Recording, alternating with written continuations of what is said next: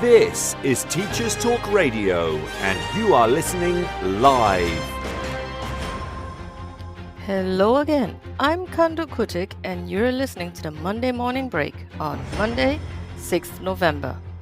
Today, my guest is an English language teacher and teacher trainer based in Vietnam, and we'll be talking about large classes. Stay with us for some tips and tricks with large language classes.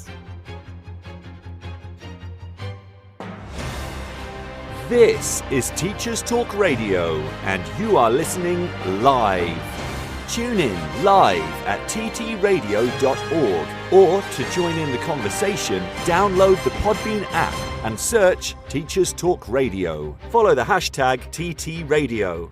Tune in, talk it out with Teachers Talk Radio.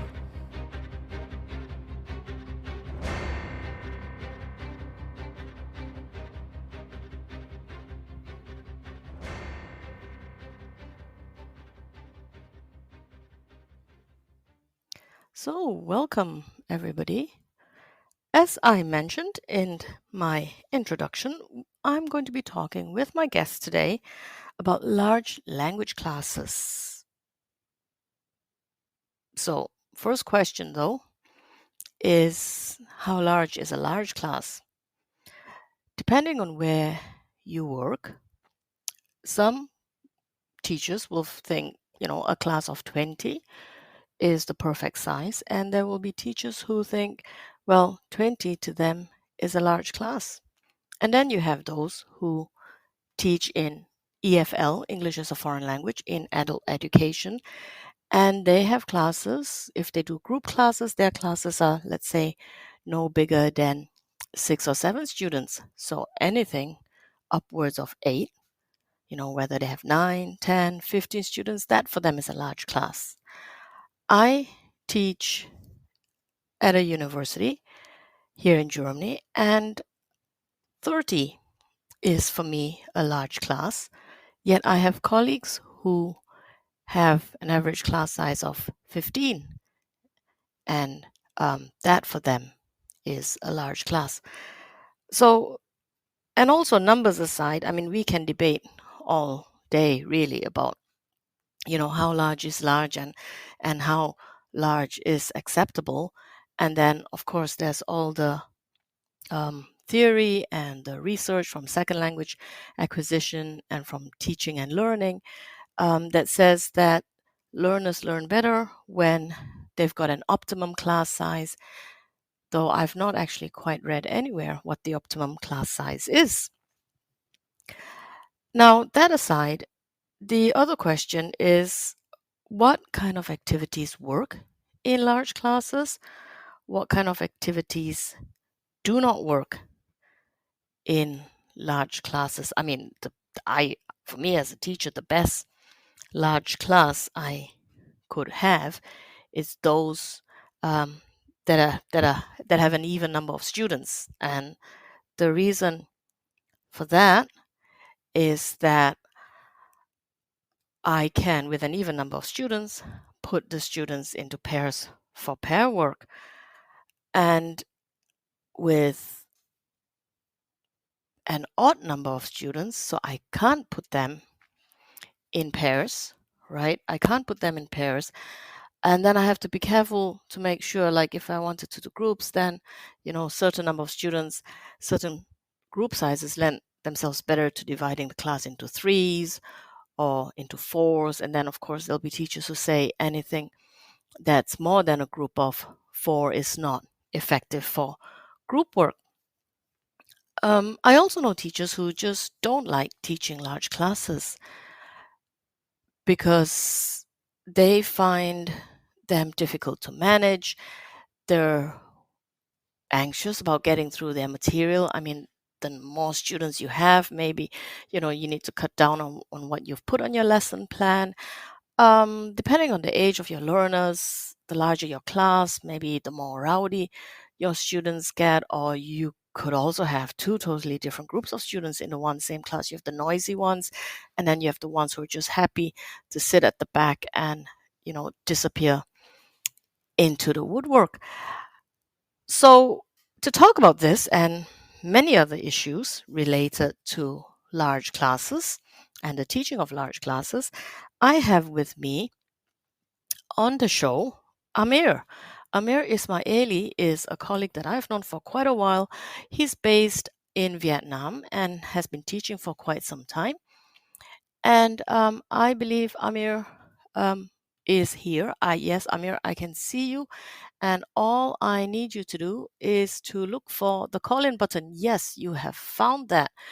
And Amir is just going to join us right now. Amir, if you could say something so that we know that you're online with us. Hi, Candy, can you hear me? I can hear you very faintly, Amir. I think it would be great if you could turn up your volume. The sound quality is really good, but I can barely hear you. Okay, I think the volume is to the max. Maybe if I hold the microphone closer to the mouth, can you hear me better now? Yeah. Okay. But you can hear me all right, I believe. I hear you so well. Okay, Amir, this is such an honor for me to have you here on the show, talking with you teacher to teacher. But before we get into the nitty gritty about large classes, could you please tell us something about yourself? How, for me, I want to know, how did you get into teaching? How long have you been doing this? And what do you enjoy the most about teaching EFL and where you are? Okay, so first off, thank you very much, Candy, for having me. I'm very delighted to be here and especially having this talk with you. I'm so excited and honored to be here. Um, I've been teaching English for about 13 years now. The first couple of years have been part time, and my journey started as a teacher to adults of low level of English, general English, as a part time teacher in Iran. And after a few years, I fell in love with the career and the industry. So I quit my full time job, which was in business and easy money. And everybody Oh, called me crazy when I quit and I started working as a full time teacher. And believe it or not, when I first started working as a full time teacher in Iran, the monthly salary that I received was probably equal to the commute and the money that I paid to just get to the institution and the classes and everything. But I didn't mind that.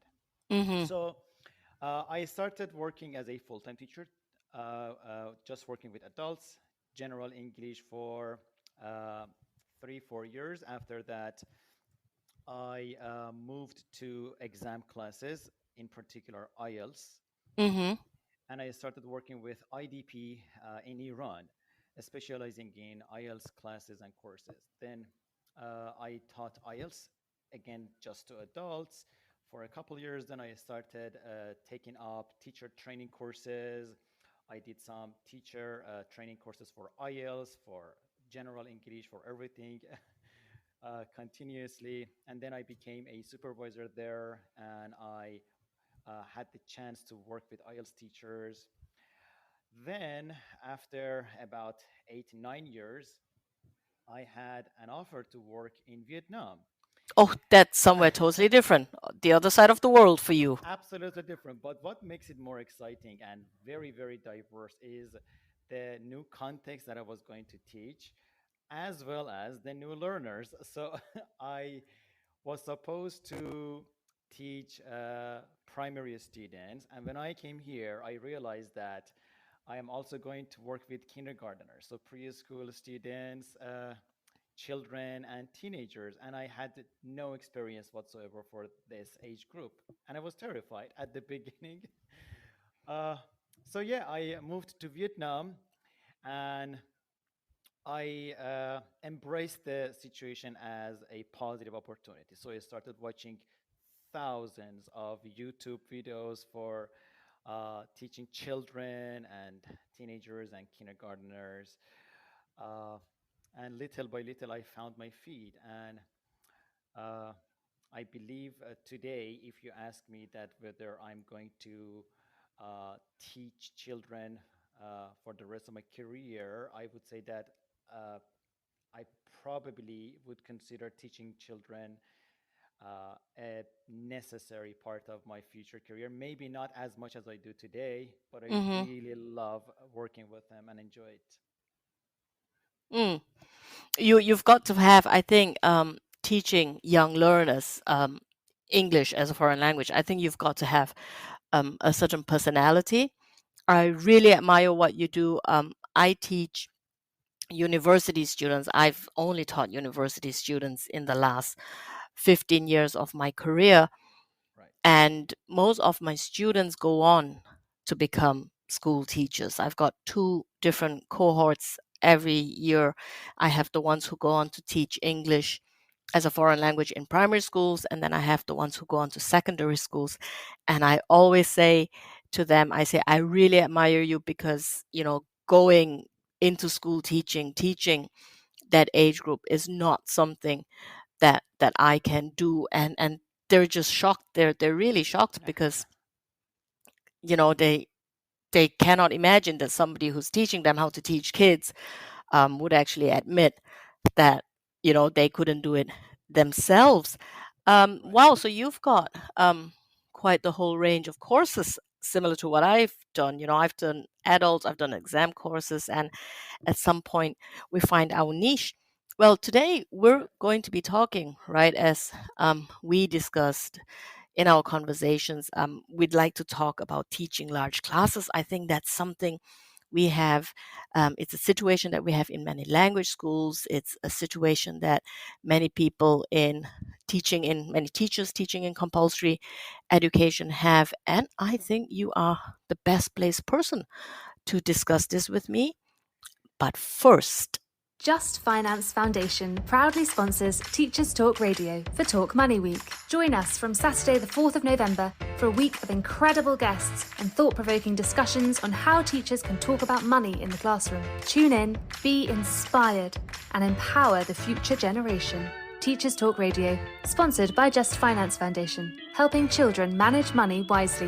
Visit our website for the schedule and details, justfinancefoundation.org.uk. Are you looking for lesson planning materials to kickstart the new term? We've got you covered. The Day is a global online resource that turns the news into lessons. We're offering listeners a free resource on Andrew Tate that you can find on thedaynews.co/Tate. Inspire personal development and critical thinking for your students by downloading the Tate Debate today and feel more confident addressing sensitive topics with your class. Visit thedaynews.co/Tate to find out more. This show is brought to you in partnership with John Catt Educational, publishing professional development books and resources to support great teaching and learning in schools around the world. Have you checked out their latest releases? Use the code JCTTR2324 for 20% off your order. Don't miss out. Visit johncattbookshop.com to explore their full range of titles and advance your own professional development today. Happy reading.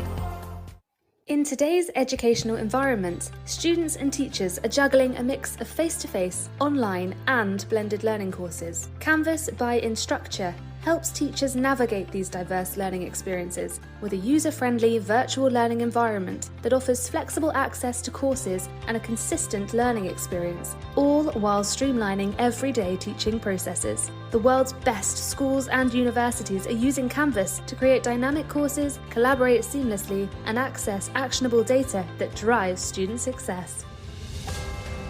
This is Teachers Talk Radio, and this is Teachers Talk Radio News.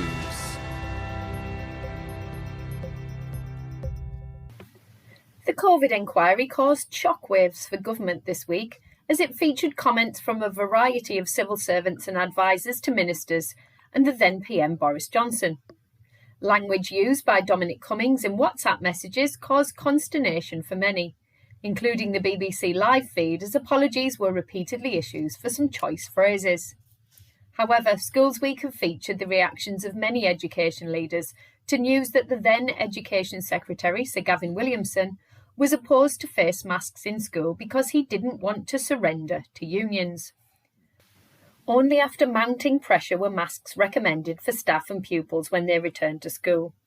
School leaders who lost members of their staff have referred to delayed decisions and changing guidance as unforgivable.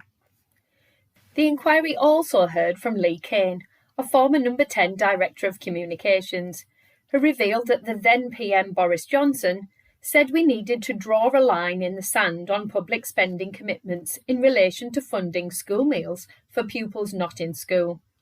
Kane said this was a huge blunder, and that the PM was told this was not the place to draw the line. Helen McNamara, a former Deputy Secretary of the Cabinet, also said there had been a lack of guidance for women who were or might be pregnant, and that this was significant in education given the demographic of the workforce. Schools Week highlights data from the Office for National Statistics, which shows 139 teaching and educational professionals aged 20 to 64 died from COVID-related illness between March and December 2020. The ONS stopped recording the data in January 2021, although COVID deaths were still widespread. Unions have reacted with anger at the reports that lives were likely put at risk because of decisions made by government. Kate Bell, Assistant General Secretary of the TUC union, said, "Lives were put at risk because ministers were pursuing a petty political vendetta." The Guardian features a report that head teachers and researchers strongly recommend that parents and carers do their own research when choosing a school and avoid making judgments based on Ofsted reports. The article features a series of top tips from school leaders, after another Guardian article stated that official inspection reports were not a trustworthy guide to school quality.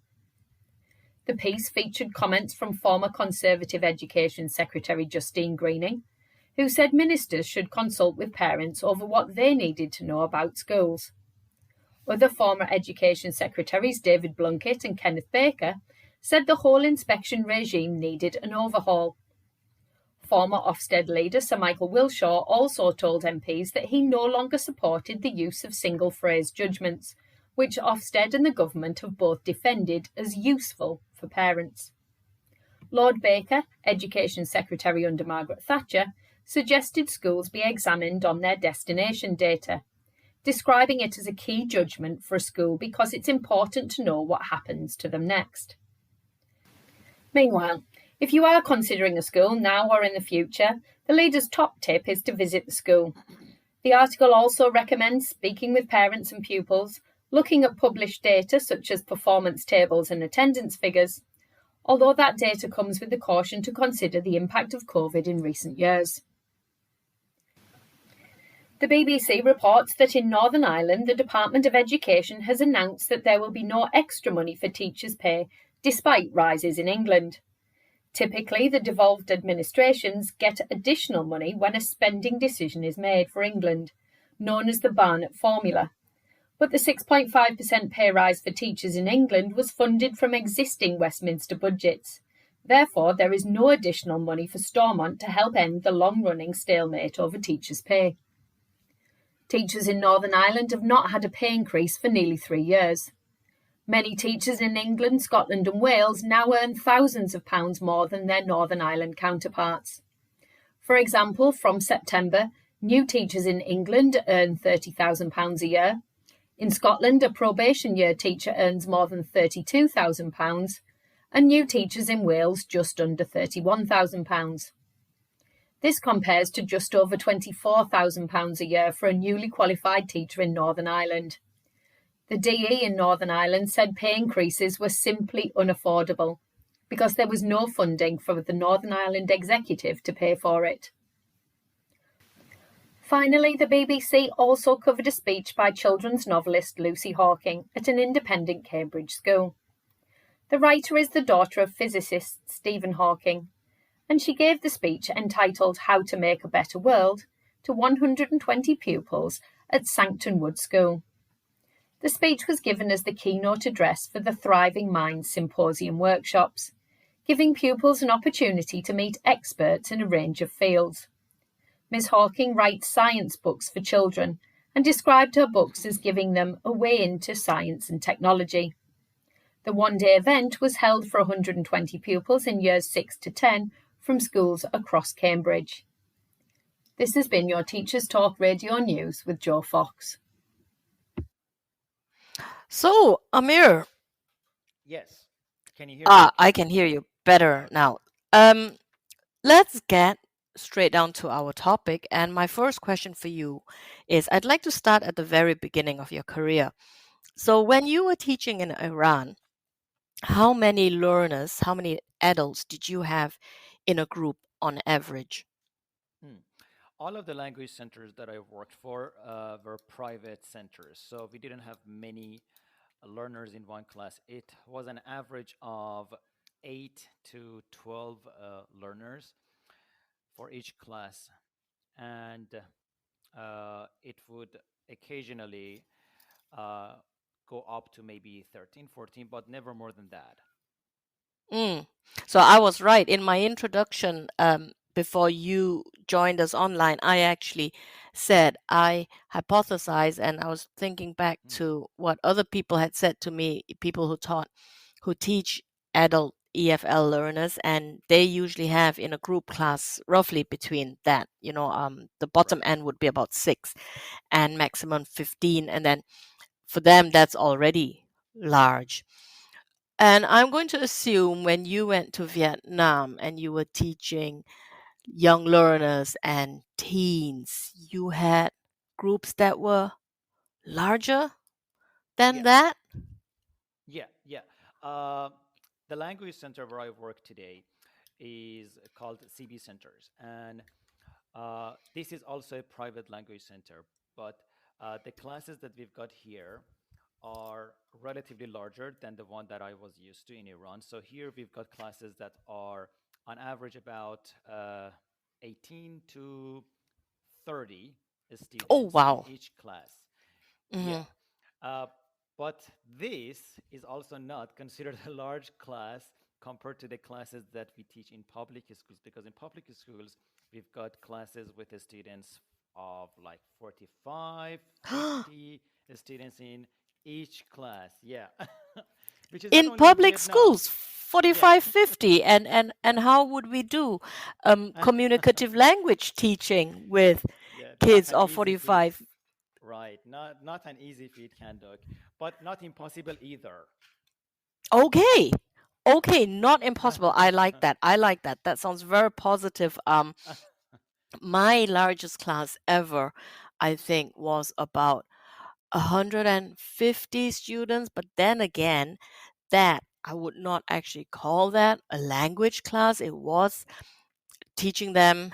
It was at university. It was related to language, but it was actually a lecture. And I think that's Right. different because you stand there and you go la di da di da, whatever it is you have to say about whatever. Mm. But at that same university, I had other language classes where we had things like grammar or essay writing, academic writing. And there I used to have 60 students on average. So I see where you're coming from. It's not unheard of. Let's begin with some of the challenges. I mean, for you, let's say you coming first from Iran, right? What, Right. and then you were, I mean, you went in with your heart and your mind open and you said, I'm going to Vietnam, I'm going to do Sure. this. And then wham bam from 8 to 12 per group. Ooh, you've got maybe double that. What, Yeah. what did you think? What did you feel? Yeah. When I first arrived here, Khanh Duc, I was terrified because I didn't have any experience working with children and teenagers. Uh, so I started observing some of my colleagues, and so many of the things that they did in their classes didn't resonate with me because I had only taught exam classes. All of the people were adults. They were so Mm-hmm. serious. They were all so quiet and focused and everything. So I didn't see myself doing the things that they did, my colleagues, Mm-hmm. and playing the games and all of those because it was so strange to me. But uh, as I said, I started watching literally hundreds of videos on YouTube. Some of them really useful, some of them not as good as they could have been. And then gradually, my classroom management and my lessons started to become better. Mm-hmm. And I owe this to the reflection that I have been giving to each and every class as well as a student. Since I started teaching, I'm not saying this to brag, but I think one of my uh, positive characteristics in teaching is that I really, really care so much about all of my students and all of Mm-hmm. my classes, and that has helped me so much. Mm. I like what you say there, and I don't think it's a brag at all, Amir. I think I personally believe that you can only strive to do better. You you're only pushed or motivated to do better than the best, if if possible at all, if you actually do care about the people you work with, whether it's young learners or young people or even adult learners. I Absolutely. think teaching is one of those things where, true, you may have people, and I know people who see teaching as a job where they've got a permanent full-time job, they're civil servants, so they go in and out, day in, day out, Right. get their monthly salary, and have no need to reflect on how their lessons went, or if they should make any changes to their teaching, just to keep on top of things. So I hear what you're saying, that because you care, you're always looking to do better, you reflect. And what I also gather from what you've just said is that you've got experience with two different groups. So of course, with adult learners, you're not sitting there singing, Yeah. London Bridge is falling down. I I True. mean, it would make for a good class to see, a whole group of business people going round the classroom, going, London Bridge is falling down, and trapping one of them Right. in between. And I'm sure it would loosen everybody up. But of course, yeah, different personalities, you can't expect that from them. Yeah. And then of course you've got the exam classes, adult learners. I've learned, and also my young people, if there's an exam at the end of the class, they're usually very goal oriented. So you've got Precisely. these teenagers and these children that you were confronted with. You've done all these observations, and then you thought, oh no, that's really not something for me. And yet you went off, and I'm not going to advertise this um really wildly, but you went off and watch a whole ton of YouTube videos, Yeah. right? Okay, Yeah. so what are some things that you learned? Just if you could list a few things that you watch and you thought, okay, I'm going to try those. Your first thoughts. Right. Um, First of all, the things that helped me to begin my classes with young learners was games with flashcards. So I had never used flashcards in my life as a teacher. Mm-hmm. Um, and I didn't know any games to play with flashcards. So I started with games with flashcards. I watched a lot of videos. I read Carol Reed's suggestions, because Carol Reed is uh, probably one of the top-notch educators, especially in this realm. So I started reading her books with regard to young learners, the Mm-hmm. games, and some of her videos. So I began with games with flashcards, Mm. and Amir, hang on a sec. Did you then buy flashcards, or did you actually make no, them? neither. The school gave You us stole them. the school provided all of the teachers with the flashcards, Oh, okay. but I wasn't sure what games to play with the students to keep their attention, to entertain them, Mm. but at the same time to teach them the lesson so that it would be memorable and valuable. So I started with games with flashcards, and after that I moved on. After a while that I had learned some games with flashcards, I remember writing the favorite games down in my notebook. I still have the notebook, but Mm-hmm. after a while, uh, I committed them all to memory. So I didn't have to look at the notebook Yeah. to remember them. Then I moved on to the nuances of teaching younger learners, which is aspects of inclusivity and diversity Mm-hmm. and modification of lesson content and children's mental well being and care and all of those things. So I attended, as I have always been, uh, many webinars on these subjects and learned so many things from different people. So I started to incorporate all of those lessons and ideas into my lessons. Sometimes the things that I started to experiment with did not pan out as good as I had expected. So Right. again, that reflection part uh, came in. I thought, okay, why did it go wrong? And how can I tweak that for the next lesson to make it more productive? Mm. Did you ever then, when you were in such a situation, did you ever think like it didn't pan out because the students were not, they weren't receptive, or, pushing the blame on the students, one would say. A lot of teachers often, when they think of something to do in class and then they bring it to class and it doesn't pan out, and they get cross and they get angry at the students, and the students get blamed for it. Or That's an did you? amazing question, Kandik. I Sorry to know, right? interrupt you because well, you just stole my thoughts. Because up until a few years ago, maybe 3 years ago, this is exactly what I did, at least in my mind. If I didn't Mm, complain out loud, yeah. I always tried to soothe myself, like, okay, no, it was that student, or it was this naughty boy that didn't let me play that game, and all of those things. Right.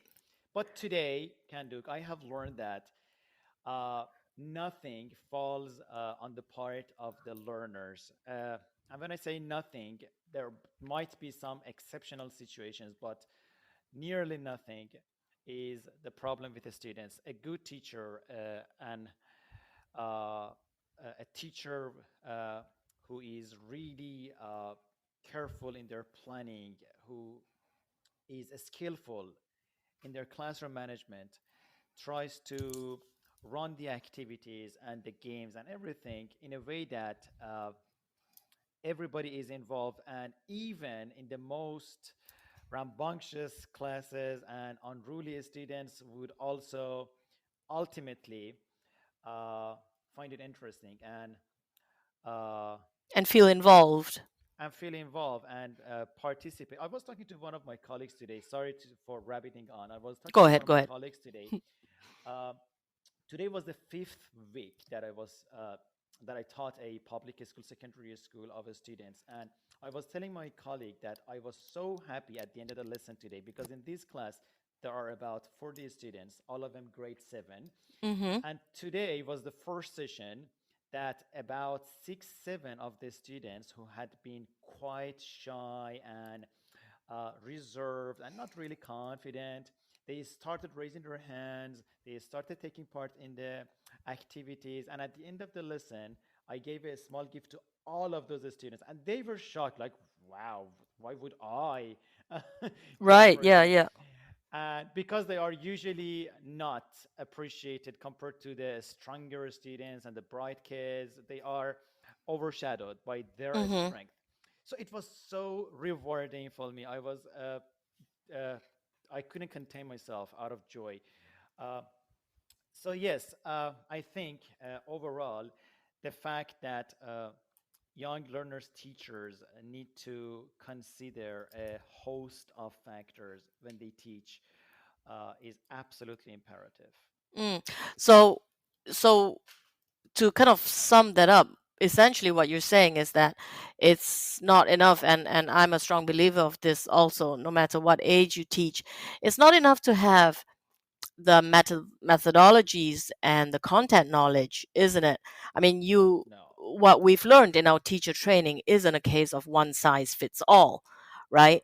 And even though you may have some ideas and some tips and tricks, like you were saying with the flashcards, I had Kahoot quizzes, for example. I've got Right. Kahoot quizzes, and I've got other things, and even though my learners in terms of their ages. Every semester, I get a new group of students. They're the same age as the ones in the previous semester. My group sizes are roughly between 28, 30 to 32. But what an activity that may have worked with one cohort in the previous semester does not, would not necessarily Mm, work with this current cohort. I mean, sometimes, right? Sometimes in class, when things just fall flat, and I look at my students and I go, "Oh, come on, why can't you do this? The other group did it, no problem."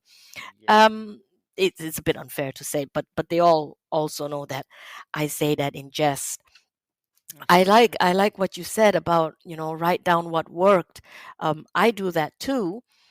And what's also important, what you were saying, is that with your learners, you want to give them something. It's not just going in and doing a song and a dance and looking at some picture cards, right? But what you want to do is to make sure that that learning is memorable and it's valuable, and they go Right. away with Right. something, and that all takes skillful planning, because you're looking at the syllabus, for example, or the curriculum, and then you have to consider the learners that you've got, your group sizes. So it goes down to everything. Can I do pair work in this class? Can I do, what group sizes can I have? And you need to take into account, what happens if, five of the kids don't show up? Oh no, but I've planned for pairs and things like that. You talk about, you mentioned briefly inclusivity, diversity. Let's talk about that. I think when we teach adult learners or smaller groups of anything up to 8, you have quite a good eye on your learners, and their personalities. In a class of 30, let's take mine, 30, and your maximum of 50, Right. you're going to have so many different personalities. Yes. What kind of personalities have you encountered? Well, I think it would be difficult to pinpoint the type of personality or label that precisely, but I think Or uh, behaviors, we can, shall we say? right? Yeah. Uh, I would be overgeneralizing here, Kanduk, but there Mm-hmm. are students who are confident and they are not shy to raise their hands and speak up.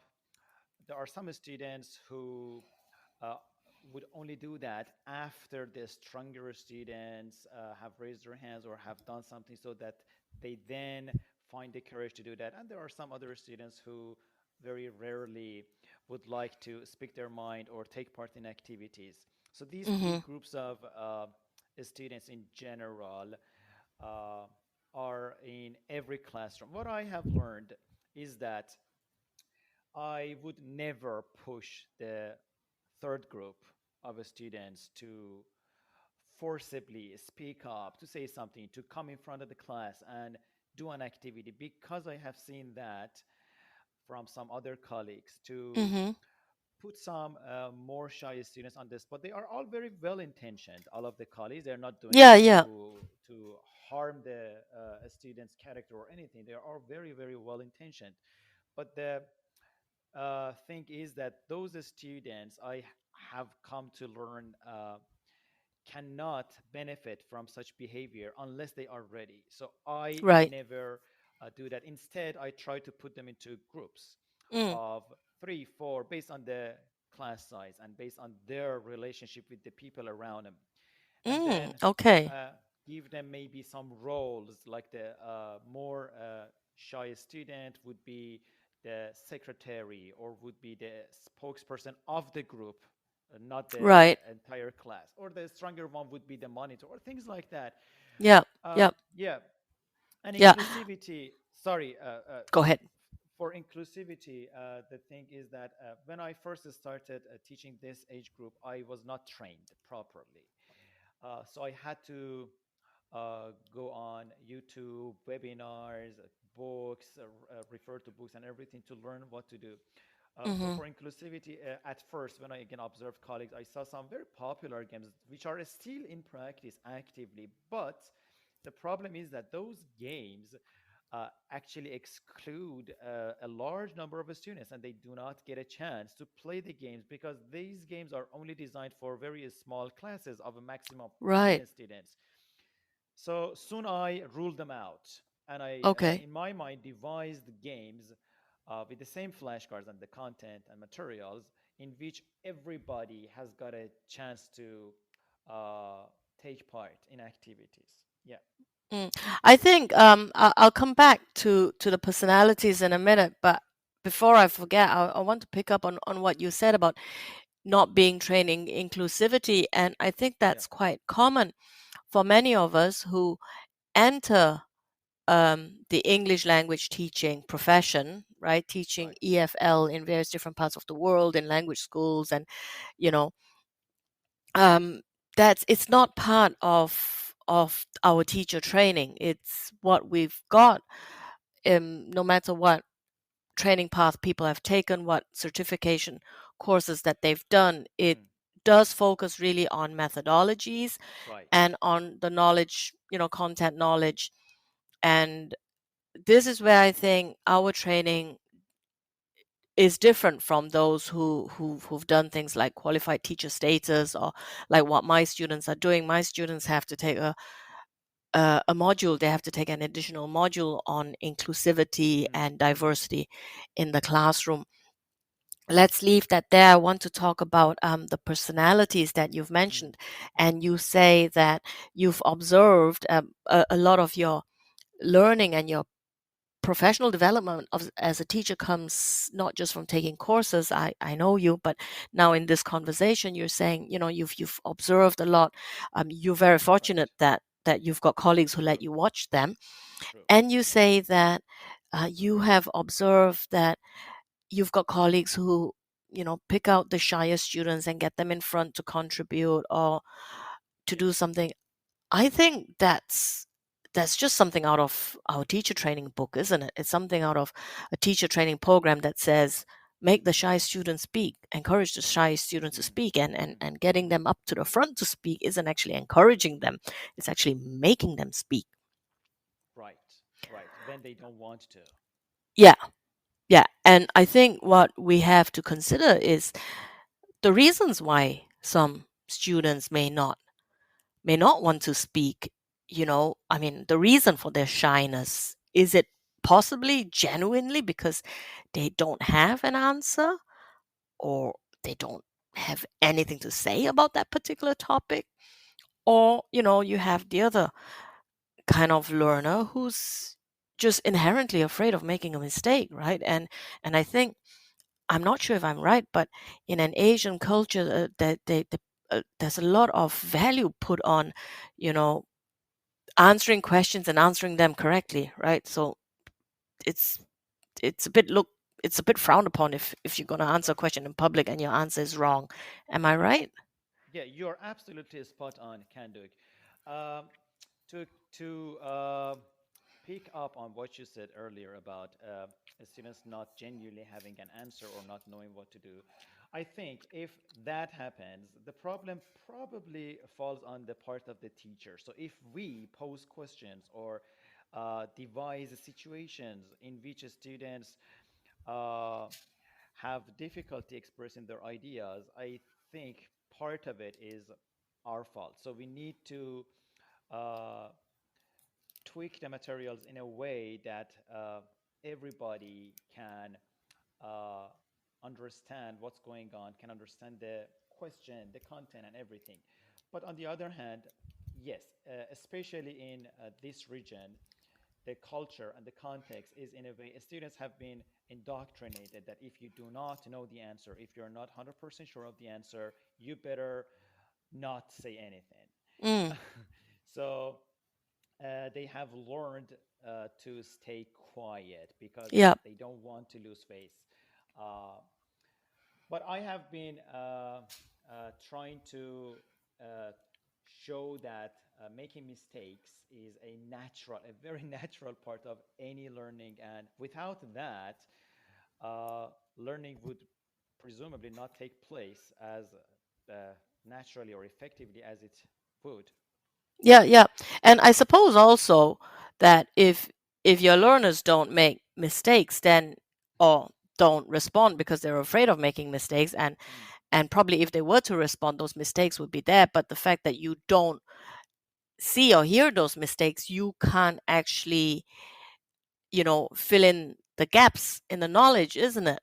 Yes, If you've got, exactly. if let's say you were teaching the present progressive to talk about events happening now, Right. and you've got students in groups talking, and then you wanted to get a couple of answers from students, and you've got maybe a small group of 3 or 4 who haven't quite got it, and they know they haven't got it, or they're not sure about the answer, and they don't say anything, and all you've got, are the volunteers who've understood that topic, putting up their hands, and you've got all, sentences like, Amir is standing at the front, Sally is sitting by the window, and all that. Then you think the whole class has got it, right? True. It's something I read in a book. Sorry, it's something I read in a book. It's called Chasing the Right Answers, and I think sometimes as teachers we do that because it's just so convenient. So we're chasing the right answers, but what we need to do, I read in that book, was that we need to look for learning, and we see that through the mistakes that Yeah, that our absolutely. learners make. And along those beautiful points, Kanduk, the other thing that I have also learned and have practiced with all of my students, whether it is IELTS candidates or young learners, is something that I learned from Jim Scrivener, saying not to rubber stamp even the correct answers. Mm. So chasing answers We is read the bad as same well. book. We read the same book that was Oh in yeah. it. That's in the Scrivener book. Yeah, he says don't chase the right answers. Yeah, exact. So when somebody says, yes, this is true, this is false, we should also ask the student, why is it true? Why is it false? Because Mm. sometimes students just second guess it, just they say something, they have copied some answers from their peers. So when we always ask the students, especially in our instructions, that, okay, everybody, for instance, read this passage or look at this grammar base piece and then say whether it is true or false and why, then it actually engages them cognitively. It also promotes their critical thinking. So it brings about a host of benefits, not only Mm. as Scrivener says, rubber stamping, like yes, true, no, false, and let's move on. Yeah, I do something similar to that, Amir. With my students, I have a grammar class. It's grammar for English language teachers, and we work with the textbook, and they get work to do at home and in class, rather than me elicit answers from them to check that they've done their homework. I put the answers up.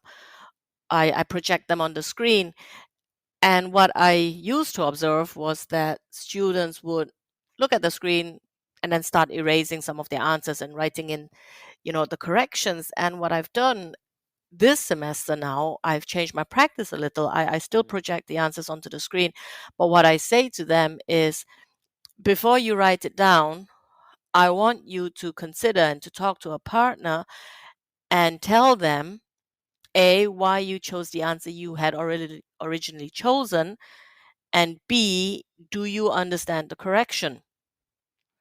And then, I get them to do that. And obviously, this is where group dynamics come in, True. where they would probably talk about anything. But what I do then is, after they've had time to check answers, compare, and discuss with their partners, is I ask them as a class. I pick out some of the mistakes, and it's what you say as a teacher. You would also know, right? With the learners that you're teaching, you know what their typical errors and mistakes are, and then you can pick Right. up on that. We're going to move on Yeah. to some other personalities that I'd like you to talk about, right? Maybe you can think about this. I'd like to talk to you about the disruptive learner, Right. and the one who's not just confident, but really the kind of know-it-all, and therefore decides not to do anything. So we'll come back to that shortly. Just Finance Foundation proudly sponsors Teachers Talk Radio for Talk Money Week. Join us from Saturday the 4th of November for a week of incredible guests and thought-provoking discussions on how teachers can talk about money in the classroom. Tune in, be inspired, and empower the future generation.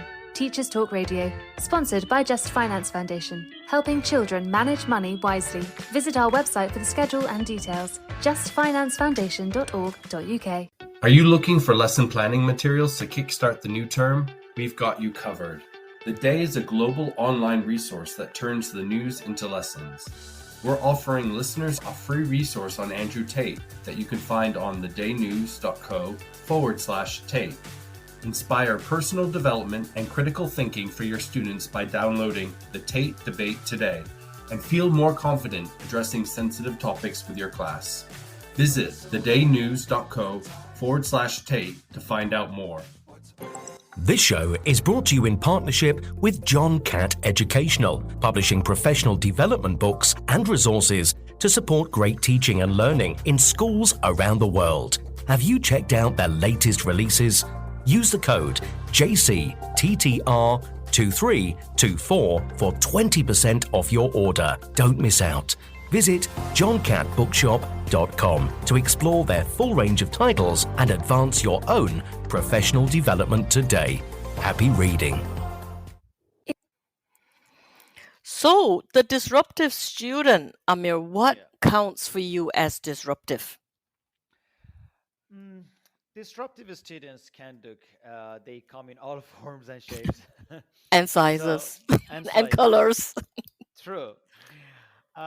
Sometimes you can see that some students want to grab all the attention from the teacher, and if you do not apportion the majority of the attention to these students, they would then start to act up or sometimes cry or even go in a corner and I've never had one who up. cried. I've never had Oh, one who cried. oh, you should start teaching very young learners. You No, will. no, it's okay.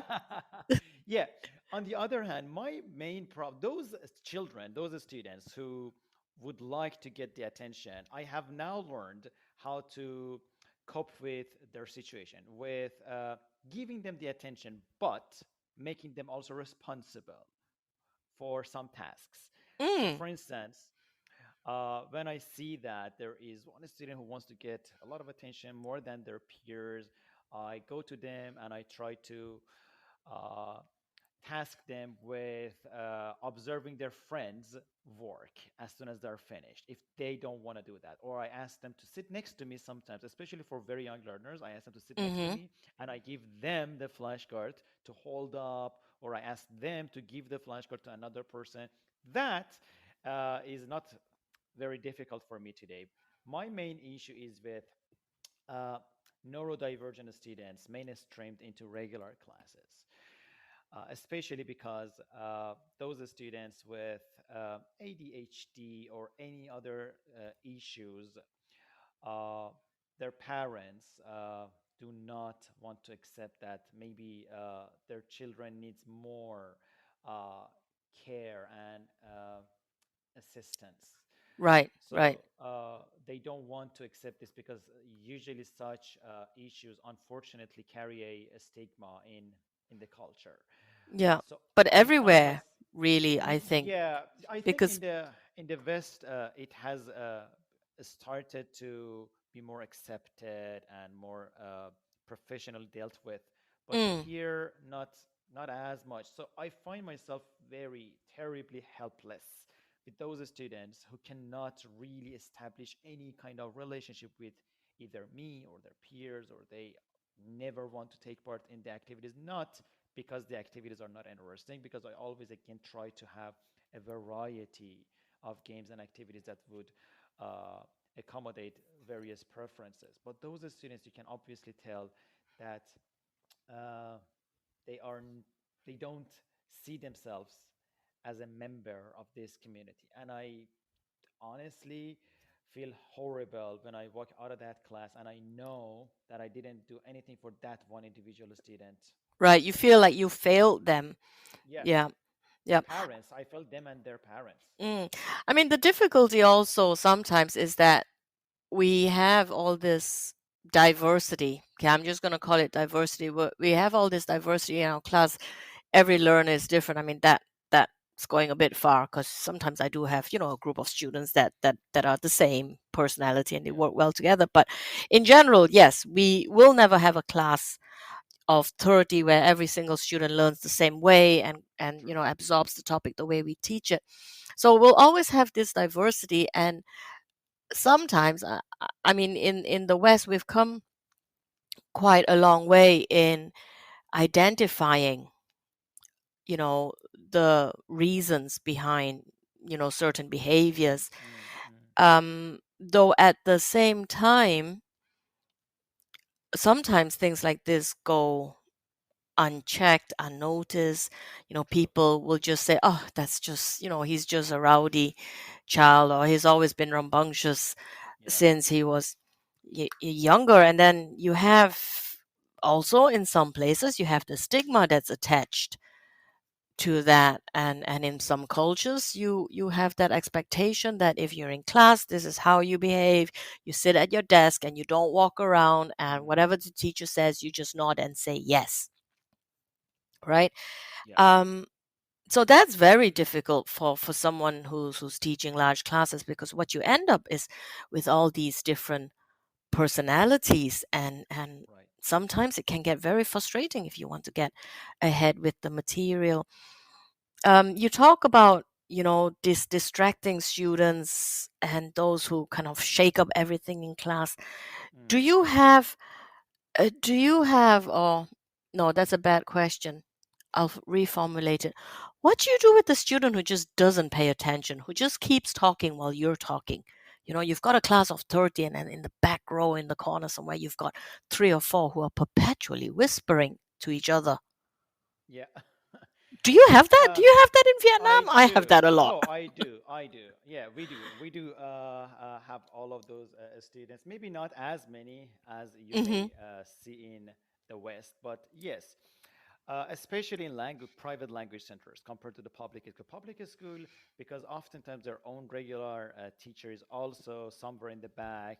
They try to behave themselves Okay. more often than the language center. But what I do with those students is that actually there are a couple of things that I do. Sometimes at the beginning of the term, we establish some rules and Hmm. routines, and there are oftentimes two uh, things that I do to set up these expectations. Number one is a funny video of minions where All right. uh, they show number of very respectable, interesting classroom rules, and I Right. just love it. Number two, Okay. something that I learned in a webinar again a couple of months ago is to ask the students at the beginning of the term to define a very good characteristic of a classmate who would be Ah.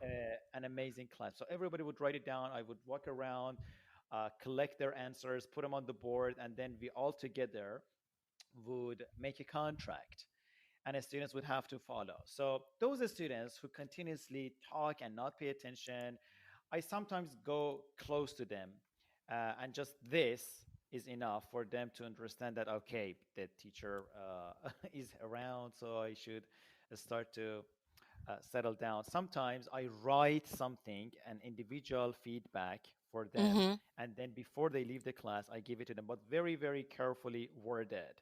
So nothing threatening, nothing. I only try to motivate them, and interestingly, it usually works. For example, I write, Peter, Hmm. I know you are a very good student. I can help many of your classmates, but if you keep talking. You cannot help those classmates, and I cannot do it all by myself. Something like that.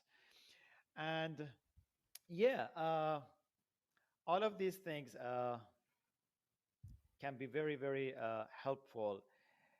The only thing that I said is I yet need to find an effective tool or technique to engage those students who cannot and do not want to take part in activities at all, not Right. because they don't like the task, but Hmm. because they cannot resonate with It what's doesn't going on. resonate with them. Right. Right. So Right. that is my main struggle these days. Maybe that can be a conversation for a different day. True. Yeah.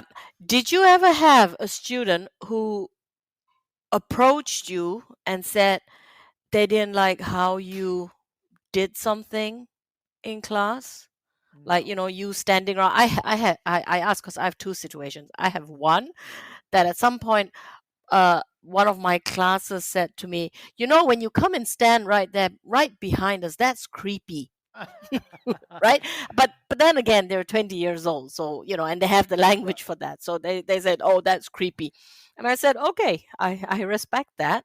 I haven't had Um, this situation, not because I'm a perfect teacher, because teachers in Vietnam are highly respected and are held in high esteem just because of yeah. that. So even if teachers make mistakes, whether linguistically, behaviorally, or in any aspect, students are often very, very considerate and they have been trained and told not to answer back or not to Mm, correct the teacher just because of that. But it's not only because I'm a very infallible teacher. yeah. It's a shame though, because when they said that to me, I actually realized that they noticed that I had done Mm, that, and then we could have a mm, conversation about it as to why I did that. And on Friday, on my way home from work, I met one of my students. He's also in my Friday class, and then he had a couple of other classes after that. But I met him on the bus, and he said to me, he said, "Why are you always picking on me?" Because I address him a lot in class, and I said, "Well, I don't know if you noticed, but you're always on your phone, okay. right?" And then we started talking, and I was then able to say to him, I said, "Look, I know you're an adult in that respect, and you think you've got the freedom to behave as you wish in class, etc., etc." And I said, "But for me personally, this is an exam class and it is distracting." I said, "Because I Mm, see you." I said, I can see you, and when you're down looking at your phone, I have no idea why. And then you find something interesting and you show it to the next person and the next person and the next person. I say it gets mm. a bit disruptive, and Oh, I don't think it's very true. respectful. Right. So we had a conversation about that, and we had a laugh. But we have to bring this to a close, and I'd like to summarize a couple of things that I've learned from you, some things I do too, and something that we'd like our listeners to take away with them. The first thing I have is write down what worked. Mm, I do that. You mentioned you did that. Keeping the attention of the learners, find ways to do that, right? Making learning memorable and valuable, and that actually takes skillful planning, really, mm. on the part of the teacher. Did I miss anything else? What else would you like No, to yeah. give our teachers to take away with? Write down what worked or didn't. Uh, Yeah. both. I think, Kanduk, in the end, everything boils down to three things when it comes to teaching young learners. And those three core elements are care, pedagogy, and entertainment. Mm, Now, all of these three are inextricably intertwined in every classroom for younger learners. And for a skillful teacher, they are also seamlessly linked to one another. But I think something which is relatively inflexible is the order of their significance. I mm-hmm, believe that a very, very good teacher always starts with care. So when you care about your learners, about their learning, about their well being, then after that, you can create a good lesson, which is the pedagogy part. And then you can think about entertaining activities to incorporate within. And I have seen many, many colleagues that distort this order. And to me, that is not a very effective lesson. They go inside the class. There is a lot of entertainment. Parents, Mm. unsuspecting parents, see a lot of uh, activities going on, and they hear a lot of laughter. But I know that genuine uh, teaching and care is not taking place there. So, yeah, I think at the end it all boils down to care and then pedagogy and at the end entertainment. Sometimes uh, the proportion of the last two can be varied, but the Mm-hmm. first one should be definitely, in my experience, always the uh, most important and significant portion. Yeah.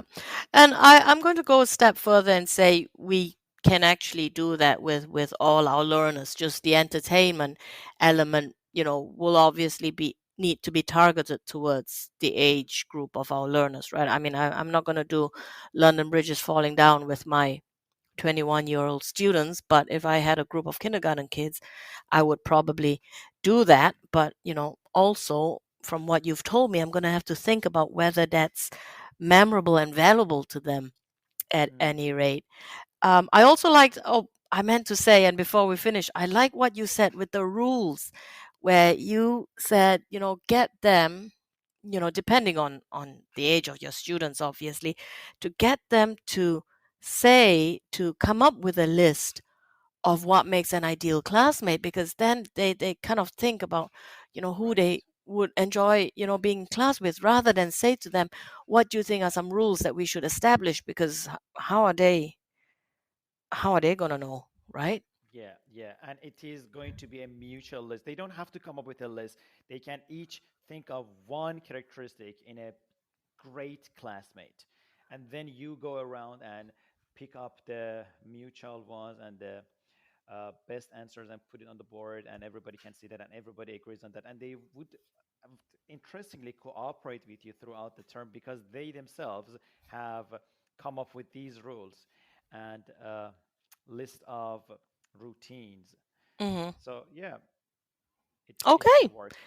We will have a different conversation about something else on a different day, but thank you so much, Sure. Amir, for joining us. What time is it now where you are? I hope you're not up too late. No, no, it's 10 past 7 in the evening. And thank you for having me. I did enjoy every part of it, Kanduk.